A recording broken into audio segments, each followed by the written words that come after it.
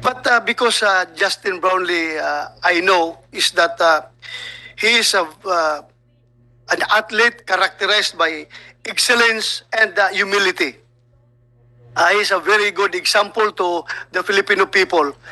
Uh, Justin Brownlee uh, is being loved by not only Filipino basketball fans, but kahit na hindi sila fans, pag nakita nila yung the demeanor of Justin Brownlee during games, during PBA games, they will learn to love this kind of athlete because of his humility. And for that, Mr. Chair, I would like to thank you for giving me this opportunity. Thank you very much and good morning. Thank you, Senator De La Rosa. Senator Christopher Lawrence Bongo would like to have a manifestation. You recognize, sir. Mr. Chairman and esteemed colleagues, as chair of the Senate Committee on Sports and an avid basketball fan, it is my honor to advocate for the bill granting Philippine citizenship to Justine Brownlee. I recently co-authored the measure filed by Senator Bato de la Rosa to signify my full support for Mr. Justine Brownlee. Mr. Chair, in 2016, Mr. Brownlee came to the Philippines with one thing in mind: to play basketball. He initially joined the Philippine Basketball Association competitions as a replacement import. He then showcased his talents, which helped Barangay Ginebra claim its first PBA championship in 8 years. Since then, he has assisted and led his team achieve 5 PBA championships in 2016, 17, 2018, 2019, and 2021. His incredible skills in the court has garnered him admiration from his coaches, teammates, and basketball fans. Barangay Ginebra coach Tim Cone was quoted saying, parati po sila naglalaban ng Meralco, Ginebra and Meralco, that the difference between Ginebra and its rival Meralco is that Ginebra has Justine Brownlee. And that's the bottom line. Even so, Mr. Brownlee did not take too much credit and just prided himself to just being there for his team. Despite suffering from an injury last year, Justine Brownlee managed to make history by claiming the 5th spot on the all-time import scoring list. This shows his dedication to the sport and his commitment to his team. Justine Brownlee was named Best Import twice, first in the 2018 PBA Commissioner's Cup and second in the 2021 PBA Governor's Cup. Kaya naman habang tumatagal, mas nagiging deserving siya na ma-naturalize. Nakaka-blend siya sa basketball team natin. Alam naman natin na napaka-importante po na nakaka-blend ka sa teammates mo para manalo. With his decorated career, I have no doubts that Justine Brownlee will immensely help Gilas Pilipinas in the FIBA Basketball World Cup next year. Madalas po akong nanonood ng PBA at masasabi ko po na talagang malaki ang magiging contribution ni Justine Brownlee sa ating national team. Ayan po, nanood kami ng aming chairman dito. Ayan o, si Senator Tol. Just recently, Justine, we watch PBA game. Ayan o, si Tol. Tol o, ilisan mo yung approval na o. Nandiyan siya sa tabi mo. Mr. Chairman. Anyway, it has been 6 years since Justine Brownlee has played in the PBA. He has proven himself not only through his outstanding performance and decorated career, but also his love for Filipinos and our culture and traditions. Si Brownlee may pusong Pinoy at never say die attitude. Kaya napamahal na siya sa mga Pilipino at alam ko rin na napamahal na rin po ang mga Pilipino sa kanya, vice versa. Ito po ang pinaka-importante and higit sa talento sa basketball, ipinapakita niya po ang kanyang puso na lumaban para sa Pilipino at ang pagmamahal niya po sa ating bayan. Napaka-importante po yun, lalong-lalo na po sa ating FIBA World hosting next year po. In granting Mr. Justine Brownlee Philippine citizenship, we will definitely booster our country's chances in several upcoming basketball tournaments. But beyond that, we would gain a new brother that we can proudly call Filipino. I therefore give my full support for granting Philippine citizenship to Mr. Justine Brownlee. At makukumpleto na po ang aming first five. Nandito na po si Majority Floor Leader and Senator Angara na lang ang kulang. First five na kami. Maraming salamat, Mr. Chair. Thank you, Senator Bongo. We recognize the arrival of our Majority Leader, Senator Joel. Thank you, Villanueva. Mr. Chairman. Your Honor, do you have any introductory statement? You have the floor. Thank you, Mr. Chairman. I thought I'd have a 2-minute timeout before I do this, but thank you very much. Good morning, Mr. Chairman, to my dear colleagues, Senator Bato, Senator Bongo, who are all basketball enthusiasts and Barangay Ginebra fans. I think majority of the members of the Senate are all cheering for Ginebra, especially last night. Except Senator Tolentino, who is a fan of all the teams in the PBA. But kidding aside, today is such a special day. I'd like to acknowledge first our good friend, Sir Reynold Barrios, and of course, Justine Brownlee, Mr. Antonio, and all the resource persons present here today. I actually filed this measure last Congress, Mr. Chairman. Unfortunately, we didn't get the approval from the House of Representatives, our counterpart. But this representation, just to put on record, and the records will attest to this, we filed this measure last Congress, and we were very passionate then to approve this particular measure. But unfortunately, we didn't have the time. Mr. Chairman, I would just like to make a short opening statement. Justine Brownlee has long already been a kin for the One Ginebra Nation, the NSD Nation, the Never Say Die Nation. But sir, Will be required to take an oath. Administer the oath, Comsec. Please raise your right hand. I, please state your name. Do solemnly swear to tell the truth and nothing but the truth in today's Senate hearing. Senate here. So help you God. Thank you. You may be seated. We will do this sequentially. We will be asking other resource persons here present, the Solicitor General, the Bureau of Immigration, as well as if the Department of Justice and the National Bureau of Investigation and the Philippine National Police are present. Virtually, we will be asking them for some comments. We'll do this sequentially.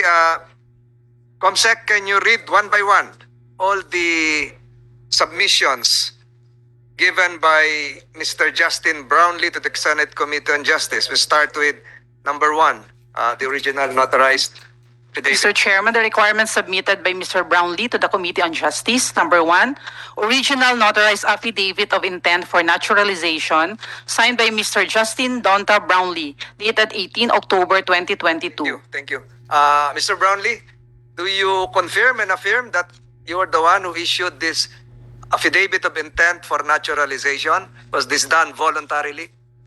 Yes. Yes, I can confirm. Thank you.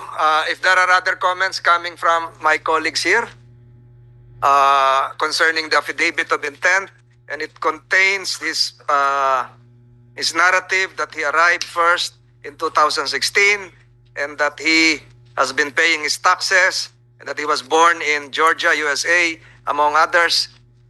If there are no other comments, are there comments coming from my colleagues? If there are none, the affidavit of intent for naturalization of Mr. Justine Donta Brownlee, dated 18 October 2022, is hereby admitted. Comsec, can you proceed to the second document? Number 2, document issued by Samahang Basketball ng Pilipinas on the intention to begin the naturalization process for the Filipino citizenship of Mr. Justine Brownlee. This document, this letter came from the Samahang Basketballista ng Pilipinas, signed by Mr. Butch Antonio, dated 12 October 2022. Mr. Antonio, do you recall this, having sent this committee said document? Yes, Mr. Chair. And do you affirm the truth of the contents thereof? Yes, Mr. Chair. Are there comments coming from the members of the committee? If there are none, the document submitted by the Samahang Basketballista ng Pilipinas is hereby admitted. Comsec, can you proceed to number 3?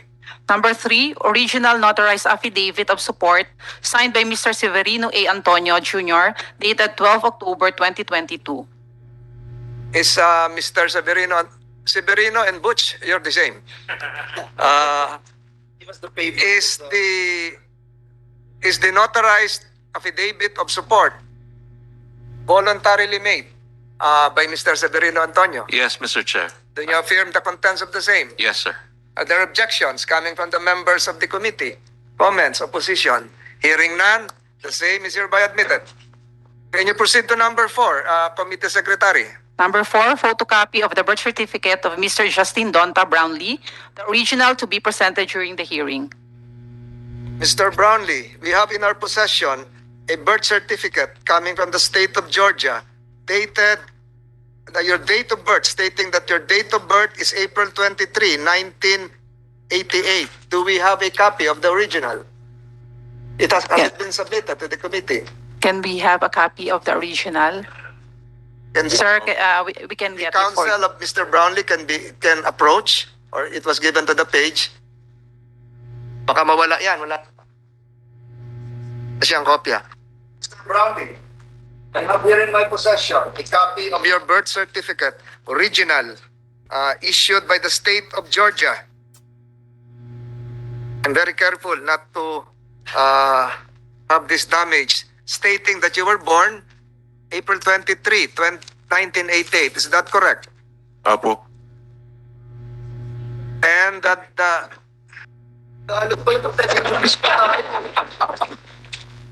and it appears in the birth certificate that you are a twin. Apo, sir. So there is another Brownlee as big as you. It's a girl. Is it a twin brother or a twin sister? Sister. She plays basketball. She used to. So it's the first time I recognize that there is a twin. So you were born at the Tift General Hospital in Georgia, and your parents are Geneva Brownlee and I cannot read the signature here. Can you state the name of your father? Stanley. Stanley Brownlee. So do you affirm that this original birth certificate just handed to me came from you? Apo, sir. Salamat. Are there any comments, objections coming from the members of the committee? Opposition? Hearing none, the committee admits the photocopy, the original, having been presented during this hearing. The birth certificate of Mr. Justine Donta Brownlee is hereby admitted. Can we proceed to number 5? Number 5, the original of the special work permit issued by the Bureau of Immigration for Mr. Justin Lee, applied for by Ginebra San Miguel Incorporated, dated 16 September 2022. It's valid for 3 months. There is in my possession special working permit 005, signed by the Commissioner of the Bureau of Immigration, Mr. Norman Tansinco. It is an order giving Mr. Justin Brownlee the permit to play, to work with the Philippine Basketball Association. Do we have a representative coming from the Bureau of Immigration? Attorney Casibang, is this a correct representation of the original? Yes, Mr. Chair. Do you have any comment, Mr. Casibang, as to, do you have any position as to Yes. the application for naturalization of Mr. Justin Brownlee? You have the floor. Yes, thank you, Mr. Chair.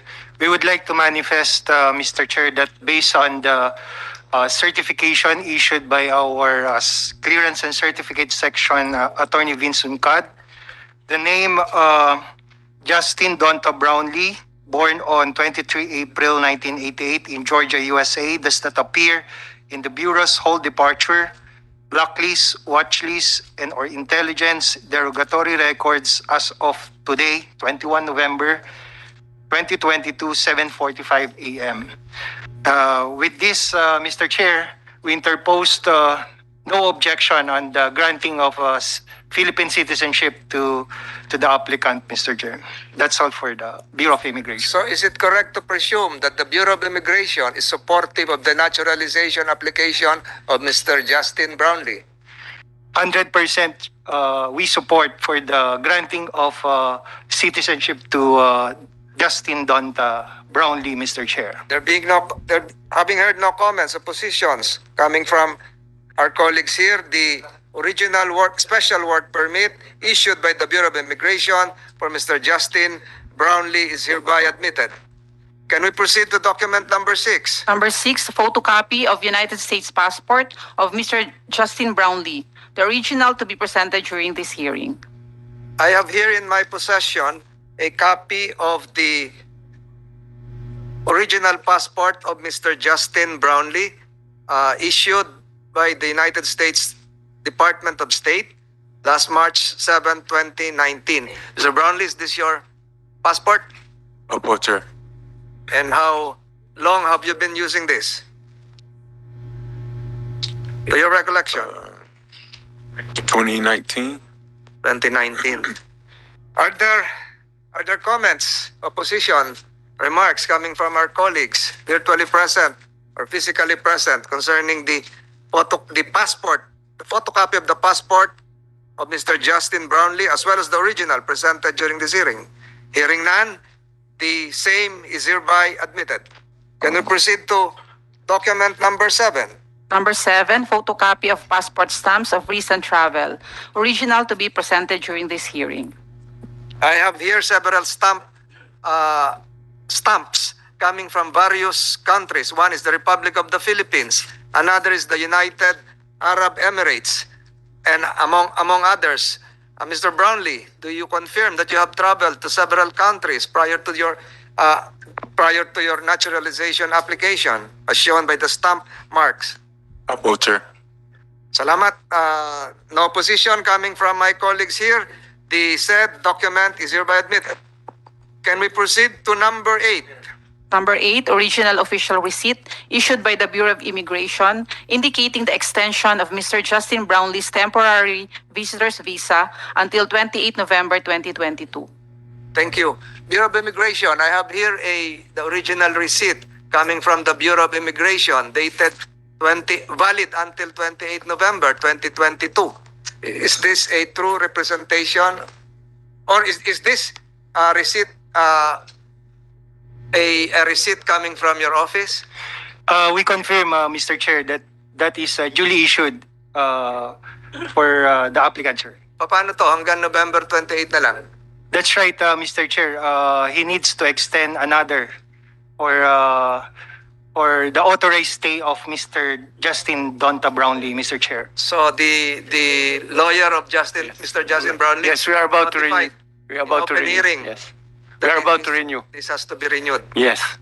Of So course. no opposition, Yes, sir. comments from my colleagues, the certification, the original official receipt of the Bureau of Immigration indicating the extension of Mr. Justine Brownlee until 28 November is hereby admitted. Mr. Chairman, just to Yes. put on record that there's nothing irregular about it. The special working permit goes that way, and the extension, to file an extension is a valid concern, Mr. Chairman. Thank you, just to put on record. Thank you, Senator Villanueva. Can we proceed to number 9, Committee Secretary?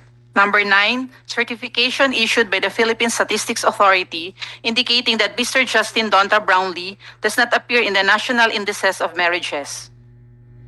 So there is no representative coming from the PSA. Is there a PSA authority, a person the budget ng PSA.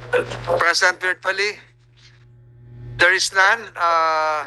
The committee and no objections coming from the members of the committee. The committee admits the Philippine Statistics Authority certification. Can we proceed to number 10? Number 10, original of BIR Form 2306, Certificate of Final Tax Withheld as Source, with Mr. Justine Brownlee as payer for years 2019 to 2021. Thank you. Mr. Justin Brownlee, do you pay taxes here in the Philippines? Oh, Chair. I have here your certificate of final tax withheld at source. Is this it is a photocopy. Is this a correct representation of what Apo. you paid? Apo, Chair. Maraming salamat. Nagbabayad ka ng buwis sa Pilipinas. Are there comments coming from our colleagues? Hearing none, the certified true copy of the original BIR form 2306 is hereby admitted by the committee. Can we proceed to number 11? Number 11, certified true copy of document issued by the Bank of Commerce showing details of an account named under Mr. Justine Brownlee. Mr. Brownlee, I have here a photocopy of a Bank of Commerce certificate. We now, because of this submission, your data privacy privileges are deemed waived. Do you confirm and affirm that you have a Bank of Commerce deposit, Mr. Apo, Brownlee? Apo, Chair. Are there comments coming from the members of this committee? Hearing none, the certified true copy of document issued by the Bank of Commerce is hereby admitted. Can we proceed to document number 12? Number 12, original of clearance issued by the National Bureau of Investigation, NBI, dated 10 October 2022 and valid until 10 October 2023, showing that Mr. Justine Donta Brownlee has no derogatory record with the NBI. Do we have a representative coming from the National Bureau of Investigation? Virtually? None? Online? Yes, sir. Good morning, They sir. online? Is the NBI present? Yes, sir. Attorney Lara, Yes, do sir. you Good morning, confirm sir. having Acknowledging. issued a clearance coming from the NBI clearing the name of Mr. Justine Brownlee? Yes, sir. We acknowledge that NBA clearance to be genuine and authentic. At it was also presented during the hearing at Congress last week. Thank you, Attorney Lara. Are there comments? Opposition coming from our colleagues? Hearing none, we admit the NBI clearance for Mr. Justine Brownlee. Can we proceed to document number 13? Number 13, certification issued by the Bureau of Immigration indicating that Mr. Justine Donta Brownlee does not appear in the Bureau's whole departure, blacklist, watch list, and or intelligence derogatory records as of 18 October 2022. Bureau of Immigration, can you confirm what the committee secretary just mentioned? We confirm, Mr. Chair, but today, Mr. Chair, we could submit the latest derogatory check for Mr. Brownlee, Mr. Chair. What we have in possession is October 18, 2022. Are you implying that you have a new certification in your possession? Yes, Mr. Chair. Can you read the same and provide the committee a copy of the same? Yes, I will, Mr. Chair. Certification 21 November 2022. This is to certify that the name Justine Donta Brownlee, US of A, born on 23 April 1988 in Georgia, USA, does not appear in this Bureau's whole departure blacklist, watch list, and or intelligence derogatory records as of 21 November 2022, 7:45 a.m. Signed, Attorney Vicente G. Uncad, Acting Chief, Certification and Clearance Section. We'll submit this, Mr. Chair, today. Thank you, Bureau of Immigration. Are there any comments, opinions, oppositions coming from our colleagues? Hearing none, the committee will admit the certification dated 18 October 2022 as well as the latest certification coming from the BID dated 21 November 2022. Same documents are admitted. Can we proceed to document number 14? Number 14, original clearance issued by the Philippine National Police dated 6 October 2022 and valid until 6 March 2023, showing that there are no derogatory records found for Mr. Justine Donta Brownlee. Do we have any representative coming from the Philippine National Police, except the former chief of the Philippine National Police? If there's none, Mr. Chair, I can vouch for him.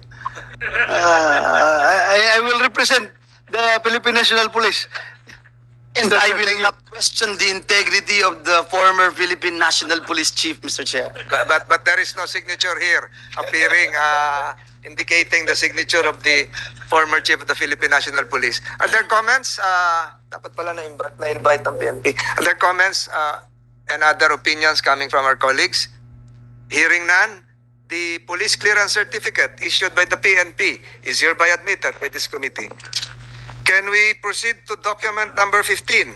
Number 15, original certification issued by Barangay San Antonio, Pasig City, dated 5 October 2022, certifying that Mr. Justine Donta Brownlee is a resident of said barangay. Is the barangay captain of Barangay San Antonio present virtually? Wala. One of the consequences of your naturalization is that you will be entitled to vote next year in the next year's barangay elections in Barangay San Antonio. Mr. Brownlee, are you willing to cast your vote as a voter in said barangay? Apo, Chair. Thank you, Mr. Brownlee.